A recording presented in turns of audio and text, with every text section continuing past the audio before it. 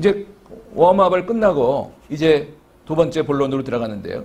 중동에서 그동안 있었던 분쟁들을 한번 이렇게 시간 순서대로 8개 정도를 제가 한번 추려봤어요. 중요한 것만 추린 거니까 뭐 얼마나 많겠어요. 이거 말고도. 그러나 요 8가지를 가지고 짧게 한번 보도록 하겠습니다. 먼저 48년에 이스라엘의 건국은 전체 중동을 비극의 도가니로 몰아넣는 시작이 됐어요. 사실 이스라엘의 건국은 여러분들도 역사를 이미 배우셔서 아시겠지만 정상적인 방법으로 그 땅이 이스라엘에게 돌아온 건 아니었어요.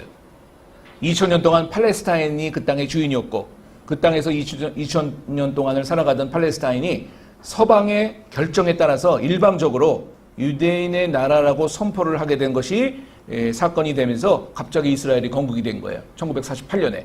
그 뒤로부터 수많은 팔레스타인 난민들이 중동에서 발생하게 됐고 지금까지 팔레스타인 사람들은 그 땅을 찾기 위해서 회복하기 위해서 전 아랍인들이 하나가 돼서 팔레스타인에게 전쟁을 선포하고 지금까지. 그러니까 전 아랍인의 그런 사이에서 이 이스라엘만 고립돼 가지고 지금 이스라엘이 자기가 살아남기 위해서는 무조건 견뎌내야 되고 더 강해야 되고 그러기 위해서는 신무기가 필요하고 그러기 위해서는 더 자신들의 이 국방 산업이 발전할 수밖에 없는 거예요. 그들이 살기 위해서는. 왜? 과거처럼 더 이상 우리는 흩어지지 않겠다는 그 각오가 어느 나라보다도 강한 거죠. 그래서 48년에 생긴 이 이스라엘의 건국은 팔레스타인과의 갈등과 또 한때는 전쟁 또 여러 가지 그 아랍인들을 뒤로 배경으로 해가지고 1차, 2차, 3차, 4차 전쟁 또 아랍 전쟁, 전투 막 이래가지고 끊임없이 지금까지 돼 왔어요. 지금 끊임없이. 근데 놀라운 거는 다 이스라엘의 승리였어요. 놀랍지 않아요? 단 한 번도 이스라엘이 패배한 적이 없어요. 왜 그러냐를 분석해 보니까 이스라엘의 정신력인 것 같아요. 더 이상 뒤로 갈 곳이 없어. 여기서 지면 우리는 끝나는 거야. 과거로 돌아가고 싶지 않아. 더 이상 나라 없는 그런 백성으로 살고 싶지 않아. 그리고 하나님이 함께 하셔. 이 땅이 하나님이 주신 거야. 이 강한 그 생각, 이 생각이 정신력이 자기보다 훨씬 많은 아랍 군대를 이겨버렸어요. 그에 반해서 아랍인들은 오합지졸이기도 하고 그런 그 무기도 별로 없고 또 그런 이스라엘 같은 정신력은 없다는 거죠. 같이 동참해서 팔레스타인 사람을 뒤에서 도와주는 것은 사실이었지만. 그래서 이런 그 분쟁이 사실은 모든 시작이었다는 것을 말씀드리면서 두 번째가 바로 순니와 시아의 전쟁이라고 불리우는 이란 이라크 전쟁이에요. 이거는 서방 세계가 없는 것처럼 사실은 이해될 수 있는 것 같지만 그렇지가 않아요. 당시에 대리 전쟁을 했던 전쟁이에요. 사연인즉슨 이란에서부터 시작이 돼요. 이란은 그동안 친미 정권인 팔레비 정권으로 자유가 아주 있었고 중동의 뭐 파리 이런 식으로 생각할 만큼 아주 그 잘 사는 나라였죠. 석유가 워낙 많은 나라니까요. 팔레비라는 정권 당시에. 지금도 세계 석유 그 생산량 또 매장량의 빅5 중에 하나가 이란이에요. 그 정도로 이란은 가난하면 안 되는 나라예요. 지금 최고로 가난한 나라 중에 하나가 돼버렸어요. 지금 결과적으로. 그러나 가난할 수가 없는 나라인데 이 이란이 팔레비의 독재, 팔레비의 부정 이런 것 때문에 모든 국민들이 분노로 이 팔레비 정권을 몰아내자고 하는데 이 몰아내자고 하는 앞장선 그룹이 이슬람 그룹이에요. 그러니까 사실 당시에 그 얘기를 들어보면 국민들은 사실 호메니 정권을 이란 이슬람 정권을 원하지 않았대요. 그러나 대체할 정권이 없었어. 자기의 선봉에 서가지고 저렇게 우리를 대변해서 적극적으로 팔레비와 싸우는 저 이슬람 정권을 사실은 원치 않아도 원할 수밖에 없는 게 현지 상황이었기 때문에 울며 겨자 먹기로 결국은 그 정권이 팔레비 정권이 망하고 호메니의 이슬람 정권이 등극을 한 거예요. 그때 호메니가 등극을 하면서 전 국민에게 공언한 게 하나 있어요. 그게 뭐냐면 지금 당신들이 팔레비 정권 당시에 그 팔레비의 부정으로 독재로 독식으로 국민들이 이렇게 어려워진 것을 내가 아는데 나 호메니는 이 정권을 잡자마자 전 국민에게 단 1원도 세금을 받지 않겠습니다. 얼마나 매력적이에요. 세금을 받지 않겠다고 하니 얼마나 매력적이었어요. 그러니 거기에 더 사람들이 두둔을 하고 또 따르는 그런 현상들이 생기게 됐는데, 자, 80년도에 그런 79년도에 일어났으니까 80년도로 계산하면 지금 40년이 넘었어요. 지금 이 호메니 정권의 40년의 결과를 한번 이렇게 돌아보면요, 마이너스예요. 마이너스. 잘 살 줄 알았는데 더 못 살게 됐고, 또 민주주의가 차라리 좋았다는 얘기를 전 국민들이 해요. 그 정도로 지금 이란은 완전히 몰려있는 나라인데 단 하나 이슬람의 시아 정권의 대보가 돼버린 거예요. 그래서 이 호메니가 79년도에 이슬람 혁명을 성공시키면서 바로 했던 전쟁이 바로 사담 후세인을 향한 전쟁이었어요. 왜 같은 무슬림끼리 왜 전쟁을 합니까? 왜냐하면 바로 이라크의 사담 후세인 정권 당시에 있었던 아까 얘기한 까르발라라고 하는 곳이 모든 시아의 성지예요. 성지. 근데 이 순니들에 의해서 지금 지배를 받고 있잖아요. 그러니 전쟁을 통해서 거기를 회복하고자 하는 것이 호메니의 꿈이었어요. 그래서 전 국민들을 동기부여를 줘가지고 저 까르발라를 우리가 회복해야 된다. 저 땅에 살아가고 있는 우리 시아 무슬림들이 지금 학대를 당하고 있다. 저 순니 사담 후세인들을 제거해야 된다. 그래서 일으킨 전쟁이 바로 이란 이라크 전쟁인데, 당사자들끼리만의 전쟁이면은 뭐 그래도 뭐 그런가 보다 했는데, 여기에 러시아가 들어왔죠. 미국이 들어왔죠. 그리고 이런 국제 전쟁에 의해서 유엔이 막 들어오면서 중재를 했죠. 거의 10년을 간 전쟁으로서 아무도 누가 이기고 졌다는 얘기를 못할 만큼 사상자만 많이 냈던 전쟁으로 끝나버리고 말았어요. 그 뒤로 큰 사건 중에 하나는 바로 9.11 테러 이후에 미국이 바로 사담 후세인 정권을 제거하기 위해서, 왜냐하면 이번 9.11 사태의 배후에는 사담 후세인이 조종하고 있었다는 것이 그들의 그 첩보에 의해서 나타났는데, 빌미가 없어 들어갈 미군이 어떻게 해서 들어간지 기억하세요? 화학 무기가 쓰여졌다는 거를 빌미로 그 화학 무기를 쓴 사담 후세인 정권을 제거하고 찾아내겠다고 들어갔는데, 결과적으로는 화학 무기가 발견되지 않았어요. 그리고 사담 후세인만 제거가 되는 결과를 입었어요. 자, 이 사담 후세인이 제거된 뒤에 어떠한 결과가 일어나는지가 굉장히 중요합니다. 자, 이란과 이라크가 지금 싸웠다고 그랬잖아요. 이란과 이라크가 싸웠는데 바로 종교전쟁이라고 했는데, 이라크의 구도를 좀 기억할 필요가 있어요. 이라크는 사담 후세인이 힘으로 소수의 순니가 다수의 시아를 지배했던 구도였어요. 이라크는. 그러니 사담 후세인의 그 정권이 미국에 의해서 이렇게 없어지니까 무슨 결과가 나겠어요? 상식적으로 시아만 남는 나라가 된 거야. 그래가지고 지금은요, 이란, 이라크가 다 시아 국가가 됐어요. 그리고 사담 후세인이 제거된 뒤로 사담 후세인의 그 잔당들, 소수로 남아있는 그 사람들은 그 땅에 있으면 이제 아마 죽을 거예요. 당연히 밟혀 죽일 것 같아. 당연히. 그러니 피해야 되잖아. 소수로서 피할 곳이 없어. 그래서 나간 것이 IS예요. IS의 탄생은 사담 후세인의 정권의 붕괴가 없었다면 안 생겼어요. 근데 그 사람들이 소수로서 이제 시아만 남은 이라크 땅에서 더 이상 살 수가 없으니까 도망가면서 세운 게 바로 IS라는 거예요.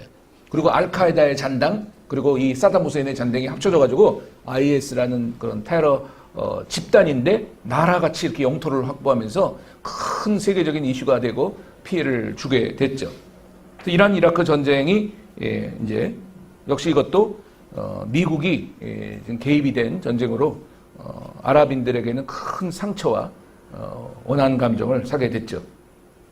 최소한 화학무기가 발견됐으면 그래도 저들이 들어올 수 있는 정당한 그런 이유가 될 텐데, 화학무기도 발견이 안 됐으며 사담 후세인만 제거가 됐기 때문에 어떻게 보면 순니의 맹주였어요. 시아는 이제 호메니 이란이었지만 순니들의 맹주는 사담 후세인이었거든요. 근데 이 순니의 리더가 제거된 거예요, 지금. 자, 네 번째는 이러면서 이제 생긴 게 뭐냐면, 이제 국민들이 각성을 하게 되는데, 바로 튀니스라는 그 북아프리카의 조그만 나라에서 한 대학교를 졸업한 사람이 취직을 못해. 그래서 할 수 없이 행상을 해가지고 하루하루를 살아가려고 하는데, 튀니스의 공무원이 그 대학교를 졸업한 사람이 하는 행상 행상을 단속을 해가지고 제거해버려요. 당시 튀니스의 공무원이. 여기에 이 사람이 열을 받아서 불신 자살을 해버려요. 근데 이 아랍의 봄이라고 불리는 것을 한편으로는 자스민 혁명이라고도 부르는데 튀니지의 국화예요, 국화. 그래서 자스민 혁명이라고 부르는 이 혁명이 어쩌면 성공이잖아요. 성공이라는 얘기를 왜 하냐면 이 정권이 바뀌었거든요. 근데 이 모든 아랍의 봄에 도미노같이 생기는 이 정권의 변화, 독재 정권의 타도는 어떻게 생기냐면 SNS, 유튜브, 카메라예요. 왜냐하면 그 전까지는 아무리 독재를 해도 입에서 입으로 나가는 정도만 없었지 증거가 없어요. 근데 전 세계적으로 지금 이 네트워크망을 통해서 SNS의 이런 그 유용한 그런 이 빈번한 사용이 전 세계에 이 독재를 신고하는 바로 도구가 된 거죠. 그래서 아랍의 봄의 성공은 또 자스민 혁명의 성공은 혹은 또 아랍의 민주화 항쟁이라고도 부르는 성공은 바로 SNS 덕분이다라고 해도 과언은 아니에요. 그래서 다 찍고 유튜브로 보내고 또 서로 간에 이런 자기 자신들의 그 당한 얘기들을 보내고 뭐 이런 식으로 소식을 전하면서 두 번째 이 아랍의 봄이 성공한 두 번째 이유는 뭐냐면 군과 경찰이 시민군의 편에 들었기 때문이에요. 그 독재 정권을 인정하면서 더 이상 나는 그러면 이 리비아의 까다피라든지 또 이집트의 무바라크라든지 또 튀니지아의 그런 정권을 내가 돕지 않겠다고 해서 시민 편에 들어버려요. 그래가지고 오합지졸의 시민군이었지만 군과 경찰이 시민군을 도와요. 따라오고 계시죠, 잘? 네, 그래서 모든 그 북아프리카서부터 이 사우디 반도까지 넘어가면서 모든 나라의 독재라고 불리우는 그 당시의 나라들이 다 뒤집어져요. 도미노처럼. 왜 그래요? SNS 덕분, 두 번째는 군경의 시민군과의 협조. 요것이 이 성공의 요인이에요. 근데 문제가 생겼어요. 이게 다 도미노처럼 뒤집혀가지고 정권이 바뀌고 있는 가운데 시리아로 와요. 시리아로. 근데 이 시리아가 안 뒤집혀요. 왜 안 뒤집혀지겠어요? SNS도 있을 텐데 군경이 아사드의 그 정권을 떠나질 않았어요. 왜냐하면 이 시리아의 시민군도 얼마나 오합지졸이겠어요. 근데 군경이 돕질 않는 거예요. 아사드 정권과 확 일치가 돼가지고 아사드 정권을 보호하고 지키다 보니까 이 시민군이 이 아사드 정권을 타도할 만한 힘이 없어요. 두 번째 더 여기에다가 알파로 하나 합세한 게 하나 더 있는데 러시아예요. 러시아가 갑자기 시리아의 아사드 정권을 돕기 시작한 거예요. 왜 그런지 아세요? 러시아나 이런 강대국들의 수입, 국제 그 수입원 중에 하나가 미국도 마찬가지라는 거 아시죠? 무기예요, 무기. 이 국방 산업 이런 것들이 굉장히 그 다른 나라로 이런 것들을 수입해가지고 벌어들이는 수입이 막대합니다. 러시아도 마찬가지고요. 근데 이 중동에 얼마나 분쟁과 전쟁과 전투가 많아요. 근데 러시아의 그런 모든 무기가 중동에 팔리는 유일한 판로가 시리아야. 그러므로 시리아는 절대로 러시아 측에서 보면은 망하면 안 돼요. 판로가 끊기게 되고 수입이 없게 되고 러시아는 경제에 타격이 입는 거야. 그러니 러시아는 시아고 순니고 중요하지 않아요. 무조건 아사드 정권을 지켜야만 해. 그래서 러시아까지 개입을 해서 군경과 아사드 정권과 러시아가 하나가 돼가지고 이 시민군들을 몰아내니 당할 재간이 없죠. 그래서 거기서부터 이제는 난민이 대거 발생하게 돼서 시리아의 거의 인구의 전체 반 이상이 지금 다 난민으로 빠져나갔어요. 그중에 터키가 가장 붙어있는 나라잖아요. 400만이 넘어요. 현재 시리아에만 들어간 난민이 400만이라는 거예요. 조금 이따 더. 그래서 이런 시리아 내전을 통해서 상당히 어려움을 겪고 있는데, 자, 시리아가 순니일까요? 시아일까요? 시아입니다. 근데 이것도 아사드 정권만 시아예요. 나머지는 순니예요.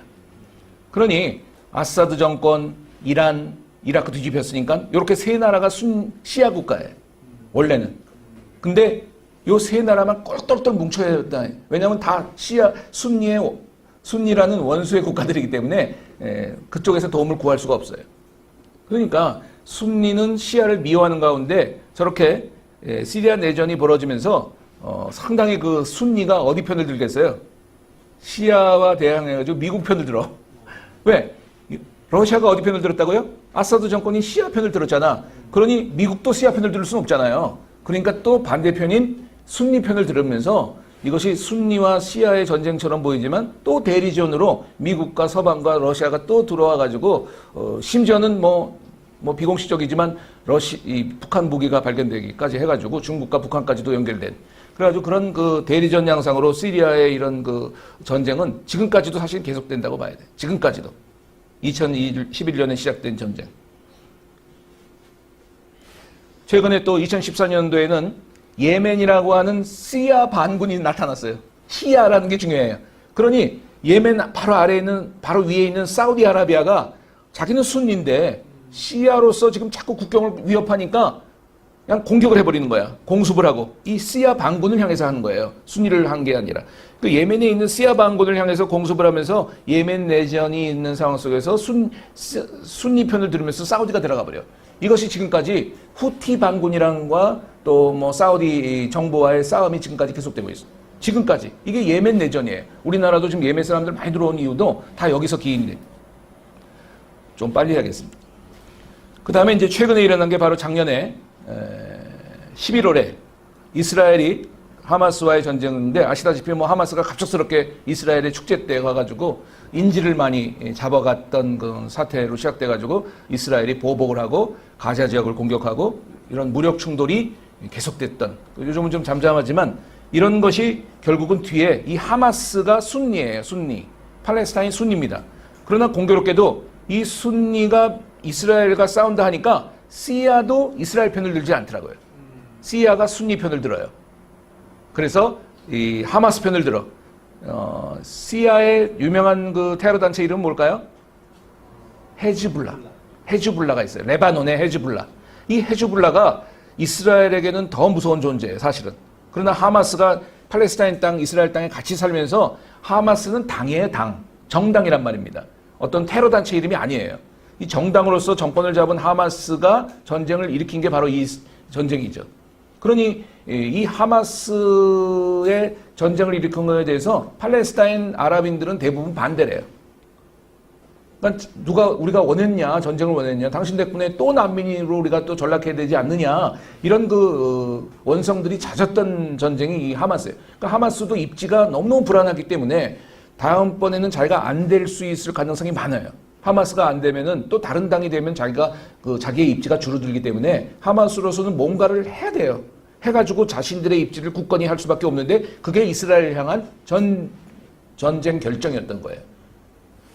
그러니까 여러분, 내가 뭘 얘기하고 있냐면 이런 모든 분쟁과 충돌 사이에 키워드 하나가 있어요. 이 키워드 하나만 사실은 먼저 얘기했으라면 이 얘기를 들을 필요도 없어요. 답이 다 이걸로 풀려요. 뭔지 아세요? 자국의 이익이에요. 모든 게 자국의 이익으로 다 풀려요.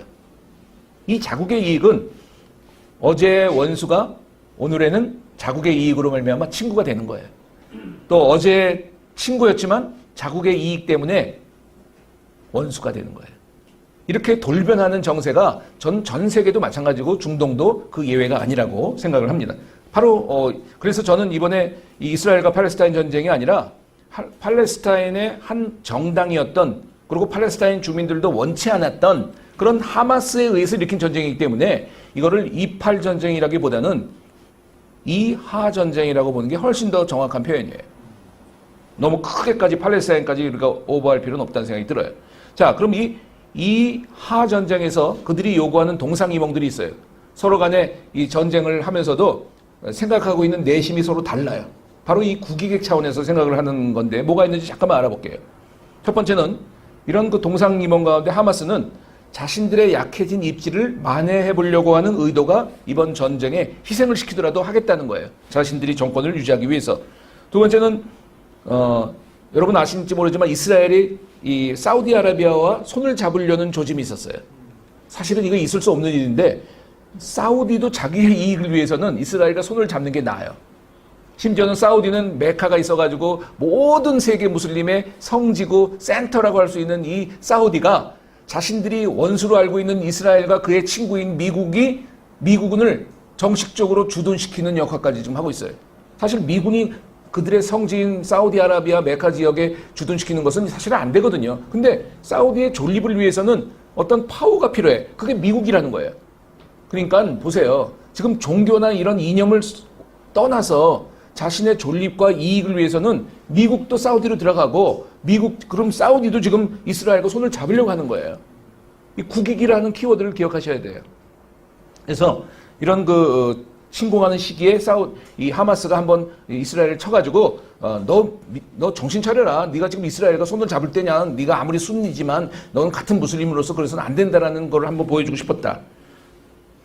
세 번째는 이스라엘과 이란의 구도가 사실은 더 심각했죠. 지금 이스라엘이 가장 무서워하는 나라는 사실은 이란이에요. 왜 또 이란일까요? 핵무기 때문에 그래. 핵. 언제 그래도 이란은 좀 삐꺼덕해가지고 좀 또라이 기질이 있어서 단추 누를 수 있는 사람이라는 거예요. 다른 나라는 그래도 좀 나은데 이란은 그냥 또라이 기질 때문에 이 버튼 누르면 핵전쟁이 일어나는 거예요. 그러니까 바로 사정거리에 있는 이스라엘은 그 핵전쟁에 의해서 가장 큰 피해를 입는 바로 그 본인 나라가 되기 때문에 이스라엘은 절대로 다른 모든 나라보다도 이란이 가장 두려운 존재고 이거를 위해서 선제 공격을 한다고까지 얘기가 나올 정도예요. 이란을 아예 복살내버리고 있다 하는 그런 생각들이 있었어요. 그리고 이란을 중심으로 한 시아파와 그 외에 순위를 중심으로 한 사우디 중심의 이 순니가 서로 지금 갈등 구조에 있는 가운데 너희들이 싸울 때가 아니다. 이스라엘을 동일한 적으로 공적으로 여겨가지고 우리가 하나가 돼야 된다는 것을 한번 보여주고 싶었다. 그리고 아까도 말씀드렸지만 하마스의 입지가 중동에서 굉장히 무슬림들의 무장단체들이 입지가 약해졌어요. 영향력이 없어요. 그러니까 나 여기 있다, 나 살아있다라는 걸 보여주고 싶었다. 이게 하마스의 꿈이었어요. 이번 전쟁을 통해서. 이스라엘은 그럼 뭘 원하느냐? 당시에 네타냐후는 지금 국내외적으로 굉장히 원성을 이끌어가는 정권이 바뀔 위기에 있어요. 더 이상 이스라엘 국민들의 환심을 살지 못하고 쫓겨날 위기에 있는 게 바로 지금 네타냐후 정권이에요. 그런데 오히려 하마스의 전쟁이 네타냐후를 살려줬어요. 우리가 싸워야 된다. 그러니까 우리를 믿어야 된다. 우리 정권이 한 번 더 해야 된다. 이거 기억하시죠? 이런 식으로 계속 나가면서 계속적으로 공격을 하고 강경 대책을 하는 이유는 자기의 정권 유지가 더 강했기 때문에 이스라엘 군대를 활용한다. 이거를 국민들도 알기 때문에 지금 원성이 대단합니다. 신임을 더 잃었어요. 네타냐후 물러가라. 더 이상 우리는 전쟁이 싫다. 또 하나 네타냐후가 한번 발설한 것 중에 하나가 뭐냐면 아까 말씀드렸죠. 절대로 알-아크사라고 하는 그 돌덩어리가 있는 그 회당이 절대로 자기네들의 돌아올 어떤 구실이 없어. 근데 이번 전쟁을 통해서 그걸 한번 뺏어보고자 하는 마음이 있었다는 거예요. 팔레스타인 내의 하마스를 공격함으로 말미암아. 마지막으로 이스라엘-이란 전쟁은 올 4월에 바로 일어났죠. 왜냐하면 이스라엘이 먼저 사실은 그 빌미를 준 거죠. 아시다시피 레바논에 있는 이란 대사관을 공격을 해가지고 이란의 중요한 국경 수비대 중요한 인물들을 다 박살을 내버렸어요. 이스라엘이 아주 요격을 해가지고 중요한 사람들을 다 살해를 하다 보니까 여기에 대한 응징이 이번 이란의 이스라엘 공격이었어요. 그러니까 명분은 있어요. 나는 우리 사람들이 이렇게 다치고 죽은 거에 대해서 난 응징한다라는 명분이 있었는데 많은 사람들이 이제 얘기하는 게 뭐냐면 지금까지 전부 대리전이었어요. 이란이 앞으로 나선 적이 없었어요. 다 헤즈볼라를 레바논을 이용하고 또 시리아를 이용하고 이라크를 이용하고 또 심지어는 옆에 있는 팔레스타인을 이용해가지고 했지만 이란이 본 모습을 보인 것은 역사적으로 처음 있는 일이에요. 즉 본토에서 자기의 이란 본토에서 미사일을 쏴가지고 이라크를 공격한 거예요. 이거는 굉장히 의아한 얘기고 이란이 드디어 자기의 본 얼굴을 나타냈다는 것은 전면전의 양상까지도 있는 정말 위기의 상황이라고 볼 수 있는데 자 여기에서 이 미사일들이 날아가는 게 아이언돔이라는 이스라엘의 그런 방어 시스템으로 말미암아 덕분이라고 할 수 있겠죠. 피해자가 거의 없었어요. 그리고 이 피해자가 없는 것 중에 또 하나의 일조한 것이 뭐냐면 공격한다는 얘기를 미리 했어. 이란이 우리 이스라엘 공격하겠다는 얘기를 공공연하게 얘기를 해왔기 때문에 다 대비를 하고 있었다는 거예요. 이스라엘 차원에서도. 아니 이게 어떻게 진짜로 그 사람들을 사상을 주기를 원하고 공격하기를 원하면은 날짜를 어떻게 줄 수가 있어요. 대충 이 날짜에 우리 공격하겠다. 아이언돔 발동시키죠. 방어 체제를 갖추죠. 이건 빈말이지만 우리나라도 아이언돔 하나 있었으면 좋겠어요. 그렇지 않아요? 서울에 하나 이렇게. 얼마인지 모르겠네. 멋있더라고요. 아이언돔으로. 아무튼 아이언돔 덕분에 피해자가 거의 없이 이제 끝나버렸는데 이스라엘이 네타냐후의 입장에선 여기서 끝내기가 아쉬워. 어떻게 해야겠어요? 정권 유지를 위해선 한 번 또 박아야지. 응? 왜냐하면 이스라엘이 세계적으로 역시 이란한테 한 번 당하고 너희들 별것 없구나라는 얘기를 듣고 싶지 않아요. 그러므로 한 번 또 응징을 해야 돼. 이번 응징도 이란으로 직접 공습을 한 거지만 아주 미비해요, 피해가. 그러니까 서로 간에 알면서 우리 여기 있다. 서로 간에 창피하지 말자. 명분을 세우자는 식으로 주고받은 공격처럼 마치 보여요. 이번 전쟁도 마찬가지라는 거죠. 지금까지도 이제 긴장 관계가 되고 있지만 아시다시피 지금 소강 상태예요. 이렇게 흐지부지 되는 거라고 저는 생각이 되어져요. 자, 이제 정리를 좀 하겠어요. 오늘 시대에 따라서 물론 이제 짧게지만 중동 분쟁의 요약을 같이 한번 살펴봤는데 이 첫 번째는 우리가 기억할 것은 중동 이슬람 지역에서 뿌리 깊은 종파의 분쟁 때문에 많은 분쟁이 일어났다. 이렇게 제가 얘기를 했어요. 순니와 시아의 종파는 끝까지 하나로 될 수 없는 원수지간이다. 두 번째는 국제사회에서 누가 뭐래도 자국의 이익이 우선이에요. 우리나라도 마찬가지입니다. 자국의 이념을 위해서 종교보다도 다 우선으로 하는 거예요. 종교가 마치 중요한 것처럼 여겨지죠. 이스라엘 유대인들과 여러분 유대교잖아요. 그러니까 유대인을 그렇게 미워하는 팔레스타인 아랍인들은요, 무슬림들은요, 이 이스라엘을 적으로 여겼어요. 그 순니 무슬림들 중에 하나가 터키예요.